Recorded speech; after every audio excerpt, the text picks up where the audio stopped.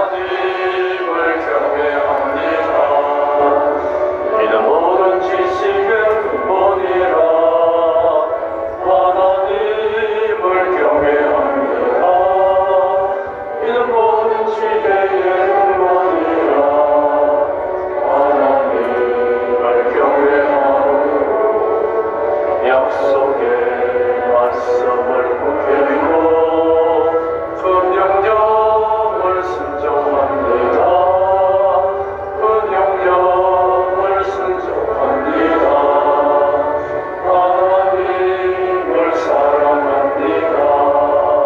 내 마음과 성품 다하여서 하나님을 사랑합니다. 내 생명과 뜻을 다하여서 하나님을 사랑하고 주의 일 위하여 헌신하고 내 이웃을 사랑합니다. 내 이웃을 사랑합니다. 하나님을 의지합니다. 내 지혜를 의지하지 않으며 하나님을 의지합니다. 내 명철 의지하지 않으며 하나님을 의지하고 언제나 주님을 안하며 담대히 늘 살아갑니다. 담대하게 살아갑니다. 기도하겠습니다. 주께서 예배드리시는 성도 여러분에게 우리 주 예수 그리스도의 은혜가 충만하기를 축복합니다.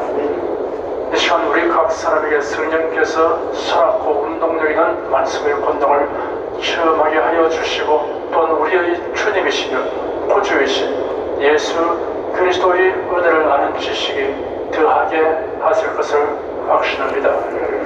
오늘은 사도행전 12장 1절에서 23절까지를 함께 살펴보겠습니다. 1절, 2절, 2절을 함께 읽겠습니다. 그때 헤롯 왕이 손을 들어 교회 중 몇 사람을 해하려 하여 요한의 형제 야고보를 칼로 죽이니 지금까지 교회에 대한 박해는 정교 지도자들에 의한 것이었는데 이제는 국가 권력에 의한 정치적 박해가 시작되었습니다. 여기에 나오는 헤롯은 헤롯 아그리파 1세입니다. 예수님의 탄생 시 예수님이 태어난 곳 베들레헴과 그 먼 지경 안에 있는 산의 아이를 2살부터 그 아래로 모두 살해하였던 헤롯 대왕의 손자입니다. 그런 헤롯 왕과의 다른 사람들과는 달리 유대인들의 관심을 사기 위하여 노력했습니다. 그는 유대인의 전통과 관습을 존중하고 지켰습니다. 그러나 유대 종교 지도자들과 친분이 두터웠습니다. 아마 그런 유대 종교 지도자들이 교회가 왕성하게 되는 것을 우려하는 소리를 들었을 것입니다. 그런 유대주의자들의 관심을 사서 자신의 지식 기반을 견고하게 하려고 교회의 지도자인 야고보 사도를 죽였던 것입니다. 그러나 그가 자신의 정치적 입지를 다지고 권력을 유지하기 위해서는 곤모술수를 행하고 무지한 사람을 죽이는 악행을 서슴없이 자행하였습니다. 다른 사람을 해쳐서 자신의 이득을 취하려 하는 자는 결국 그 일이 자신을 해치는 결과를 낳고 맙니다. 헤롯의 이러한 박해 행위의 배후에는 사탄의 역사하고 있는 것입니다. 결국 헤롯은 사탄의 도구요 하수인 역할을 하는 것입니다. 사탄과 그 하수인이 결단하여 성도를 해칠지라도 어디까지나 성도의 몸에 한정될 뿐입니다. 그 영혼을 해칠 수는 없습니다. 예수는 말씀하시기를 몸은 죽여도 영혼은 능히 죽이지 못하는 자들을 두려워하지 말고 오직 몸과 영혼을 능히 지옥에 멸하시는 자를 두려워하라 하였습니다. 스가는 교회 역사상 첫 번째 순교자였고 요한의 형제 야고보는 12 사도 가운데 첫 번째 순교자입니다. 인류 역사상 첫 순교자는 아벨입니다. 3절 한 절을 함께 읽겠습니다. 유대인들이 이 일을 기뻐하는 것을 보고 베드로도 잡혀야 할세 때는 무교적이니라. 헤롯이 야고보를 죽이니 유대인들이 기뻐하였습니다. 그들이 미워하고 배척하며 대적하여 죽음에 넘긴 나사렛 예수를 생명을 주시며 메시아라고 전파하는 교회의 지도자가 죽임당하는 것을 크게 기뻐하였습니다. 유대주의자들은 사도들을 죽이는 것을 하나님이 기뻐하신다고 생각하였습니다. 성경을 곡해하면 이런 현상이 생기게 됩니다. 야고보를 처형한 후 유대인의 반응을 지켜본 헤롯은 유대인들이 대단히 기뻐하는 것을 보고 몹시 고무되었습니다. 내친 김에 교회의 최고 지도자인 베드로 사도를 처치하여 유대인의 지지를 확실하게 받아들이고 작정하였습니다. 헤롯은 무교절을 택하여 베드로를 체포했습니다. 6월절, 오순절, 장막절은 유대인의 3대 절기입니다. 넓은 의미에서 6월절은 무교절에 포함됩니다. 그래서 종종 무교절과 6월절이라는 말이 혼용되었습니다. 무교절은 이스라엘 민족이 출애굽한 것을 기념하기 위해 지키는 절기입니다. 절기를 지키기 위해 많은 유대인들이 예루살렘으로 모여들었습니다. 헤롯은 이 기간 동안에 온 집안 유대인들에게 자신의 통치력을 과시함과 동시에 자신의 기독교회와 그리스도인들을 얼마나 싫어하고 미워하는지를 확실하게 보여주어 관심을 얻고 지식 기반을 공부하게 하려고 하였습니다. 4절 한 절을 함께 읽겠습니다. 자군의 옥에 가두어 군사 예식인 예패에게 맡겨 지키고 6월절 후에 백성 앞에 끌어내고자 하더라. 베드로는 세 번째 투옥되는 경고를 하게 되었습니다. 지난 두 번은 유대 종교 지도자들에 의해 투옥되고 이번에는 정치 지도자에 의해 투옥되었습니다. 헤롯은 만장을 생각하여 철저하고 성엄한 경비를 하도록 조치하였습니다. 베드로를 지키는 경비 조직은 4조로 구성되었고 한 조는 4명이었습니다. 4명씩 교대 근무를 한 것입니다. 2명은 베드로의 좌우편에서 베드로와 함께 쇠사슬로 묶어서 지키고 나머지 2명은 밖에서 거리를 두고 보초를 섰습니다. 헤롯은 베드로를 6월절 후에 처형하려고 계산하였습니다. 유대인의 관습의 명절 기간에는 사람을 죽이지 아니하므로 6월절 주기가 끝나면 곧장 베드로를 백성들 앞에 끌어내어 처형하려고 하였습니다.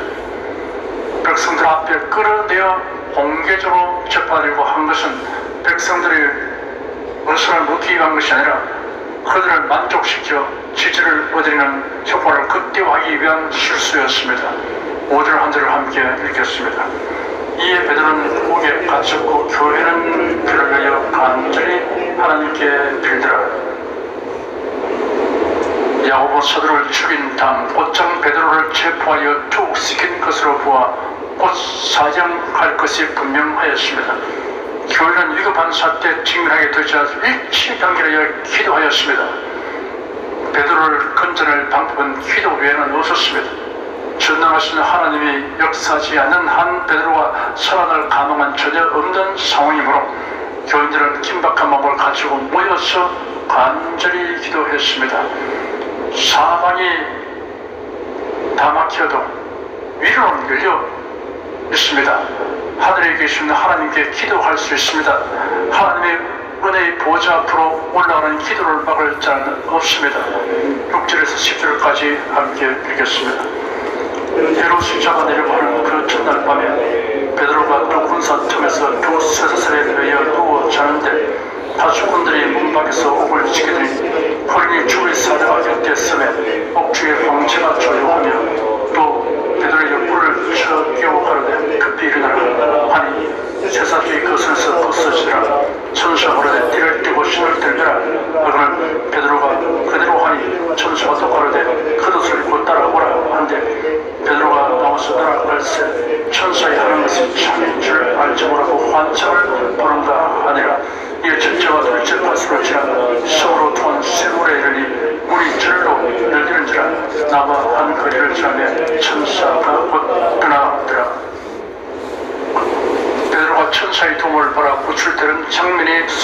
자세하게 설명되어 있습니다. 베드로가 처형되기 바로 전날 밤 하나님의 극적인 방법으로 베드로를 구출하셨습니다. 베드로는 두 군사 틈에 누워 있었습니다. 손을 군사들과 함께 결박한 상태였습니다.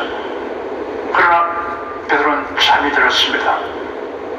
그 한중에 주의 사자가 호련히 나타났습니다. 천사가 갑자기 조용하게 나타났음을 말합니다. 업중에 기이한 광채가 비추었습니다. 하나님의 임재와 영광에 의하여 나타나는 빛이었습니다. 이 빛은 베드로가 옆의 군사의 몸에 접촉하지 않고 행동하게 해주며 출입구를 용이하게 볼 수 있게 하였습니다. 천사가 베드로의 옆구리를 쳐서 깨웠습니다. 베드로가 깊이 잠이 들어 있던 것입니다. 베드로는 생사를 하나님께 완전히 맡겼습니다. 살면 전도하고 죽으면 천국에 간다는 상이 표출하였습니다. 천사는 베드로가 잠을 깨자 급히 일어나 저쪽하였습니다. 그러자 베드로의 손에 매여있던 쇠사슬이 벗어졌습니다. 띠를 띄고 신을 들매라 라고 천사가 지시했습니다. 당시의 옷은 긴 원피스 형태이므로 외출을 하려면 허리에 띠를 묶었습니다. 실은 가죽으로 만든 샌들이었습니다. 가죽끈으로 발바닥을 감싸면서 발에 묶었습니다. 베드로는 천사를 따라 감옥 밖으로 나가면서도 실제 상황이 아니라 환상으로 생각하였습니다. 다른 파수병들이 각각 옥문 앞과 입구를 지키고 있는데 그 앞을 지나서 육중하고 경관 세문 앞에 이르니 문이 절로 열렸습니다. 절로라고 번역된 원어는 경작하지 않아도 자라는 식물과 열매에 대해 사용하는 단어입니다. 일적인 작용 없이 된 것을 표현하고 있습니다. 드디어 감옥을 벗어나 거리를 지나 큰 거리로 나서자 인도하던 천사가 떠나갔습니다. 이제는 천사의 도움 없이도 갈 수 있는 상태가 되었던 것입니다. 11절, 12절 두 절을 함께 읽겠습니다. 이에 베드로가 정신이 나서 가로되 내가 이제야 참으로 주께서 그의 천사를 부려 나를 헤롯의 손과 유대 백성의 모든 길에서 벗어나게 하신 줄 알겠노라 하여 깨닫고 나가라 하는 요한의 어머니 마리아의 집에 가니 여러 섬에 모여 기도하더라. 큰 길에 나서게 되자 그제서야 베드로는 정신이 번쩍 들었습니다. 자신의 환상을 보는 것이 아니라 천사의 인도를 받아 감옥 밖으로 나와서 길을 걷고 있다는 사실을 실감하였습니다. 베드로는 자신을 죽이려는 헤롯의 악한 계획과 이를 기뻐하는 유대인의 기대에서 벗어났음을 깨달았습니다. 베드로는 하나님께서 자기의 이러한 기적을 베푸신 뜻을 깊이 생각하게 되었을 것입니다. 곰곰이 생각해보면 그리스도인의 삶은 기적의 연속이라고 하는 것이 사실입니다. 예수를 믿게 된 것이 기적이며 신앙을 지속하는 것도 기적입니다. 이 말의 뜻을 충분히 이해하고 동의하는 사람은 깨달음이 깊은 경지에 이르는 것입니다. 베드로가 곧장 찾아간 곳은 나가라 하는 요한의 어머니 마리아의 집이었습니다. 나가는 로마식 이름이고 요한은 히브리식 이름입니다. 마리아는 교회를 위해서 매우 헌신적이었습니다. 예수의 승천하신 후 제자들이 모여 기도하며 성령 강림을 기다리던 집이 바로 이 집입니다. 그 후에도 신자들의 모임을 위해 집을 기꺼이 제공하였습니다. 베드로가 곧장 마리아의 집으로 갔던 이유도 여기에 있습니다. 그 집에 신자들이 모여 기도할 것을 예상했던 것입니다. 마리아의 헌신은 하나님께서 기쁘게 바라시는 향기로운 제물이 되었습니다. 하나님께서 마리아의 아들 마가를 크게 들어 사용하셨습니다. 마가는 베드로와 바울에게 총애를 받았고 동력자로서 활동하였으며 신약 성경 복음서 가운데 마가복음을 기록하였습니다. 13절에서 15절까지 함께 읽겠습니다. 베드로가 대문을 두드린데 로드라는 계제바리가 영접하러 나왔다가 베드로의 문생인 줄 알고 기뻐하여 문을 쳐들지 못한 이들과 말하되 베드로가 대문 밖에 섰더라 하니 저희가 말하되 네가 미쳤다 하라. 계제바리는 힘써 말하되 참말이라 하니 저희가 말하되 너희는 그의 천사라 하더라.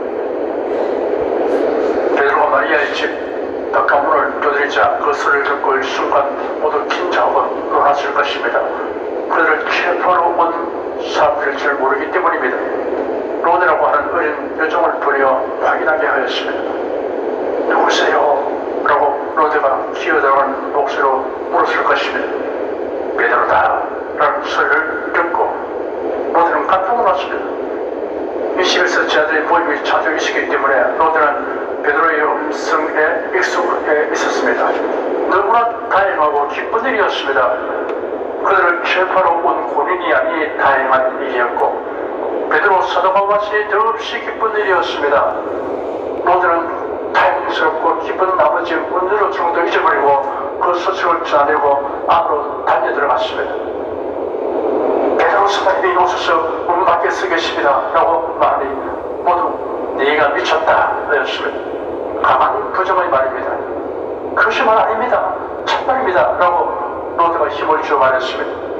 베드로의 음성을 듣고 어쩌 문을 열어 주었으면 이렇게 애써 설명할 필요가 없었을 것입니다. 교인들이 그러면 거의 천사다라고 그럴듯한 설명을 구현했으면 그들은 베드로가 감옥을 탈출하는 것이 전혀 불가능한 일이라고 하는 것이기 때문에 로데가 아마도 베드로의 수호천사를 본 것이라고 생각하였습니다. 베드로의 수호천사가 베드로의 사망 소식을 알리고 온 것이 아닌가라는 생각이 들었던 것입니다. 교인들이 그 밤에 한 집에 모여 베드로 사도를 감옥에서 놓여나게 하여달라고 하나님께 간절히 기도하고 있었습니다. 그런데 실제로 그 기도가 응답되니 이를 믿지 못하고 이런 반응을 나타내었습니다. 우리 역시 로데나 그날 모인 교인처럼 처신한 일은 없는가를 생각해 보아야 합니다. 16절, 17절, 9절을 함께 읽겠습니다. 베드로가 문 두드리기를 그치지 아니하니 저희가 문을 열어 베드로를 보고 놀라는지라. 베드로가 저에게 손자여 정령하게 하고 주께서 저희를 끌어 목에서 나오게 하던 일을 말하고 또 야고보와 형제들에게 이 말을 전하라고 떠나 다른 곳으로 가니라. 혹시 군사들이 뒤늦게 베드로의 탈출을 확인하고 수색하고 있을지 모르는 상황이므로 베드로는 빨리 문을 열어주기를 바라서 계속 문을 두들겼습니다. 그제서야 여러 명이 같이 나가 문을 열어 베드로를 보고 놀랐습니다. 기도한 대로 응답된 사실에 대해 놀란 것이나 다름없습니다. 그곳에 모인 사람들이 놀라움과 기쁨에 흥분하여 소란하였습니다. 베드로가 그들을 조용히 하도록 진정시킨 후 자초지종을 이야기하였습니다. 베드로는 이 소식을 야고보와 다른 형제들에게 알려주도록 부탁하였습니다. 예심의 제자 가운데 순교당한 야고보 외에도 알페오의 아들 야고보가 있었습니다. 그러나 여기에 베드로가 지적한 야고보는 예심의 육신으로 동생되는 야고보인 듯합니다. 베드로는 추적자를 피하기 위하여 물론 그 자리를 떠서 다른 곳으로 갔습니다. 비급하거나 믿음이 없는 행동이 아닙니다. 무방비 상태로 있다가 체포되어 순교당해야 할 이유는 없습니다. 속수무책일 때는 기도할 것밖에 없습니다. 그러나 사람이 노력해야 할 일을 소홀히 하지 말고 노력해야 합니다.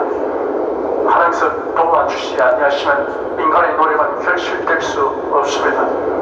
골절된 뼈를 원래대로 맞춘 일과 장기와 피부를 수술하는 일은 사람이 할 수 있으나 뼈와 조직이 붙어 복구되는 일은 사람이 할 수 없습니다. 씨를 심거나 나무를 삽목이나 접붙임하는 것은 사람이 할 수 있어도 자라고 열매 맺는 일은 사람이 할 수 없습니다. 18절 한 절을 함께 읽겠습니다.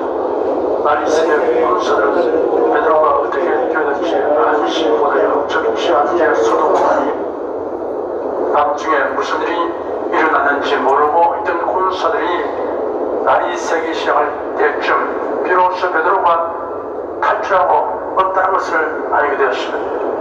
아마 교대 근무자들이 와서 임무 교도를 하려 할 때 그 놀라운 사실을 알게 되었을 것입니다.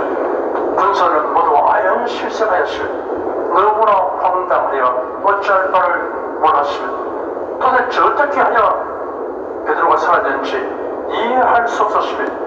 감옥 안에서 두 군사가 베드로의 손목과 자기의 손을 같이 쇠들로 묶고 있었는데 시절만 걸려지 않았습니다. 그렇다 하더라도 2명의 군사가 감옥을 출구에 이르는 첫째 초수와 둘째 초수를 지키고 있었는데 어떻게 빠져나가는지, 그리고 거리로 통한 육중한 철문을 어떻게 열고 나가는지 상상조차 할 수 없는 일이었습니다. 이한때 베드로가 사라진 것은 틀림없는 일이었습니다. 파수병들은 베드로를 찾으라고 소동이 났습니다. 네 사람 중에 어느 누가 베드로를 구출하려고 비밀리에 작전을 핀다 하더라도 결코 이런 일이 일어날 가능성은 전혀 없었습니다. 파수병사 네 사람이 함께 모여하지 않고서야 아주 불가능한 일입니다. 베드로가 보통의 다른 제수와 같지 않다는 것을 그들이 너무나 잘 알고 있었습니다. 헤롯 왕이 직접 이를 지휘하고 있었으며 베드로의 탈출을 방지하기 위해 무려 16명의 군사를 동원하여 4명씩 교대 근무하여 철통같이 지키게 한 것입니다. 그런 상황에서 베드로의 탈출을 도울 사람은 있을 수 없습니다. 베드로가 탈출하면 자신들이 처형을 당하게 될 것을 그들은 잘 알고 있었습니다. 당시 로마법에는 죄수가 탈옥을 하게 되면 그 죄수를 지키고 있던 다스군이 그 죄수의 형무를 대신 받도록 규정하고 있었습니다. 바울과 실라가 빌립보 감옥에 갇혔을 때였습니다. 밤중에 바울과 실라가 기도하고 찬송을 부르니 지진이 일어나 감옥이 흔들렸습니다. 간수가 감옥의 상태를 확인하려고 달려나와 보니 감옥 문이 다 열려 있었습니다. 그래서 간수는 자기를 하려고 칼을 끼어들었으면 이를 본 바울이 우리가 다 여기 미션이 네 몸을 빼하지 말라라고 소리쳐서 만류했던 일이 있습니다. 간수가 자기를 하려고 한 이유는 죄수가 탈옥한 책임을 간수가 지고 사형을 당해야 하는 법 때문이었던 것입니다. 19절 한 줄을 함께 읽겠습니다. 헤롯이 그를 찾아도 보지 못하며 다수군들을 신문하고 죽이라 내어들라. 헤롯이 그들을 따라 가이사라로 내려가서 그러니라. 베드로의 탈출 사실이 헤롯 왕에게 보고되었습니다. 헤롯에게는 기가 막힐 나쁜 소식이었습니다. 자신의 정치적 목적에 의한 계획이 무산되기 때문입니다. 이런 간수들이 임무를 소홀히 했거나 작당한 것이라고 판단되었습니다. 즉시 군사를 풀어 온 예루살렘을 샅샅이 수색하게 해서나 헛살렸습니다. 이미 베드로는 밤사이에 멀리 피신해버리기 때문입니다. 자기 계획이 어그러지고 체면이 손상된 헤롯 왕은 화가 머리끝까지 났습니다. 파수꾼들을 심문하도록 했으나 그들이 실토할 것이라고는 아무도 없었습니다. 베드로가 탈출의 흔적조차 남기지 않고 정발해버리기 때문입니다. 헤롯 왕은 파수꾼들을 죽이도록 명령했습니다. 베드로를 죽이려고 하는 일에 선발된 것이 그들에게 화근이 된 것입니다. 사람은 누구나 결국 죽기 마련입니다. 참으로 중요한 것은 어떤 영적 상태에서 죽느냐 하는 것입니다. 헤롯 왕에 의해서 야고보 사도가 죽임을 당했고 베드로를 죽이던 파수꾼들이 죽임을 당했습니다. 억울한 죽음이란 마찬가지지만 죽음의 의미는 하늘과 땅만큼 차이가 있습니다. 야고보는 순교자가 되었고 파수꾼들은 허무한 죽음이 되었습니다. 헤롯 왕은 이 사건이 있은 후에 가이사라로 내려가서 거기서 머물렀습니다. 가이사라는 예루살렘의 북서쪽 약 104km 지역에 있습니다. 지중해 연안의 도시로 헤롯 대왕이 로마의 관심을 사기 위해 세운 도시입니다. 가이사라라는 명칭은 분봉왕 필립이 로마의 디베르 황제를 찬양하는 의미에서 붙인 이름입니다. 유대인들은 예루살렘을 수도로 여기지만 로마인들은 가이사라를 바리새인 통치의 중심으로 삼고 있었습니다. 헤롯 아그리파 1세는 유대인 군중들 앞에서 베드로를 재판하고 처형함으로써 유대인들의 환심을 사려고 하였는데 그 계획이 완전히 무산되자 그런 체면지로 파수꾼들을 사형에 처하게 하고는 사건을 일단락지었습니다. 그러나 그가 가이사라로 내려간 이유는 베드로의 탈출 사건으로 인해 머쓱하게 되고 심기가 불편한 탓이었습니다. 로마 황제 클라우디오가 브리타니아 원정에서 승리하고 귀환한 것에 대한 경축 행사 준비를 위한 것 또한 이유일 것입니다. 20절 한 절을 함께 읽겠습니다. 헤롯이 들어와 서울 사람들을 대단히 두려워하거나 저희 지방의 왕국에서 나는 양식을 선포로 뜻심으로 그에게 나와 왕의 침소받은 신하 블라스를 자유하고 하기를 청한지라. 당시 두로와시도는 페니키아의 주요한 항구도시로서 산업과 무역이 크게 발달한 도시였습니다. 헤롯이 무슨 일로 두로와시도를 상대하여 경로했는지는 분명치 않습니다. 아마 무역에 관련하여 어떤 분쟁이 발생한 것으로 추정됩니다. 그래야 경제적 제재 조치를 취했던 것입니다. 그 경제적 조치는 식량 수출을 금지한 것입니다. 두로와시도는 무역으로 부유한 항구도시입니다. 그 대신 그 땅은 농업에 적합하지 않았습니다. 성경에 기록된 것을 보면 그들은 레바논에서 생산되는 백양목과 잣나무 목재를 솔로몬 왕에게 정하고 대신 식량을 가져갔습니다. 그들은 주로 헤롯의 관할 지역에서 생산되는 양식을 수입하였습니다. 아무리 돈이 많아도 양식이 없으면 굶어 죽을 수밖에 없습니다. 오늘날 세계는 대체로 무역 자유화의 추세입니다. 관세를 철폐하고 각 나라의 상품이 자유롭게 거래되는 것은 유익한 점이 많습니다. 소비자들이 값싼 물건들을 구입할 수 있기 때문입니다. 그러나 큰 위험 부담도 있습니다. 미국이나 중국같이 광활한 농토에서 기계화된 영농에 의해서 또는 값싼 노동력에 의해서 생산병이 아주 낮게 생산된 곡식들이 전 세계 시장을 석권할 것입니다. 그렇지만 나라들은 특수 정물이나 생산하게 되고 아니면 농토는 주택단지나 상업단지로 바뀌게 되고 말 것입니다. 농민들이 수요가 줄어들고 드디어 농사 짓는 것조차 아는 사람들이 드물게 될 것입니다.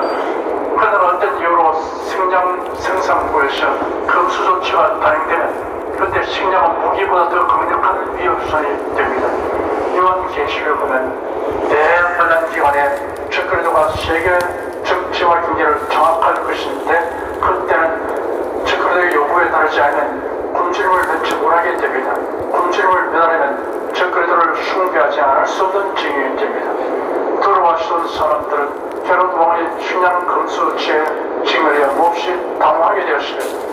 이 문제를 해결하기 위해 오심한 끝에 헤롯 왕의 친서를 맡은 시정장이며 동시에 재정 담당관인 블라소의 도움을 받는 길을 택하였습니다. 블라소라는 이름은 전형적인 로마인의 이름입니다. 헤롯 왕은 친로마파로서 로마인을 자신의 침세를 초월하는 신하로 삼은 것입니다. 침세를 받아 초월하는 신은 대체로 내시였습니다. 이러한 정부로 내시들 중에는 상당한 영향력을 가진 자들이 있었습니다. 블라스는 헤롯 왕의 두터운 신임을 받고 있었습니다. 그래서 그 영향력을 이용하여 헤롯의 노여움을 풀려고 시도했던 것입니다. 그 방법이 적중하였습니다.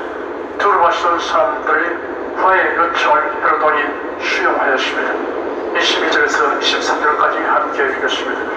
헤롯이 나를 들어가여 왕궁에 두고 위에 앉아 역성을 효유하는데 백성들이 그에게 부르되 이것은 신의 소리여 사람의 소리는 아니라 하거늘 헤롯이 영광을 하나님께로 돌리지 아니하는 거로 주의 소리가 꽃이 중이 넘어 죽으리라. 유대인 역사가 요세푸스의 저작인 고대사에 여기에 관련된 기록이 있습니다. 브리타니아 원정에서 돌아온 로마 황제 클라우디오의 계산을 축하하기 위해 열린 대회의 둘째 날에 두루와시노의 지도급 인사들이 헤롯과 화해하기 위해 방문하였습니다. 이날을 헤롯은 그들과의 화해의 날로 잡았습니다. 요세푸스의 기록에 의하면 이날 헤롯 왕은 길고 굵은 은색 겉옷을 입고 반은 경기장의 기변석에 앉았다고 합니다.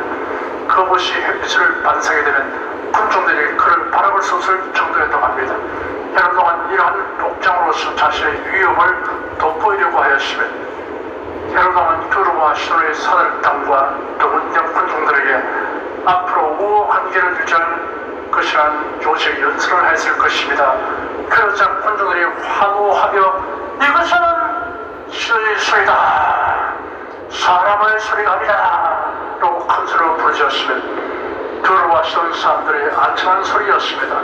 그 군중 가운데는 유대인들도 있었으며 그들은 예수님이 스스로를 하나님의 아들이라고 말도 하여 빌라도의 손을 들어 십자가로 못 박아 죽였습니다. 그리고 예수님은 모세주이시다라고 설교한 스데반 집사를 정하여 돌로 쳐 죽였습니다. 직계명의 제2 계명을 적용하여 신성 모독죄로 정죄하고 죽였던 것입니다. 그런 유대인들이 여기서는 헤로드 왕을 신격화하는 소리를 질러대었습니다. 헤로드 왕은 그 함성을 듣고서 그들의 불경한 행동을 제지하거나 거치지 않고 오히려 만족하였습니다. 자기가 흡사 신이 된 것처럼 우쭐을 했습니다. 사도 베드로가 고넬료의 집을 방문했을 때 고넬료가 베드로를 맞이하여 엎드려 절하자 그를 일으켜 쓰고요. 이럴수라 나도 사람이라 하였습니다. 헤로드 왕의 처신과 베드로의 처신은 매우 대조적입니다. 주의 사자가 헤로드 왕을 친히 헤롯이 충이 먹어 죽었습니다. 베드로에게는 수호자로 나타난 주의 사자가 헤롯에게는 하나님의 심판을 집행하는 역할을 하였습니다. 어떤 기록에 보면 그가 급작스럽게 병들었는데 온몸에 걸려간 턱을 그리고 그 몸에 쓰어가면서 극심한 통증으로 고통하다가 5일 만에 죽었다고 합니다. 누구든지 죽기 마련이지만 하나님을 섬기지 않고 대적하며 살다가 하나님의 형벌을 받아 죽는 것은 가장 두렵고 큰 비극입니다. 잠시 잠깐의 영혼을 위해 하나님을 대적하다가 영원한 형벌에 들어가는 자보다 더 미련하고 불쌍한 인생은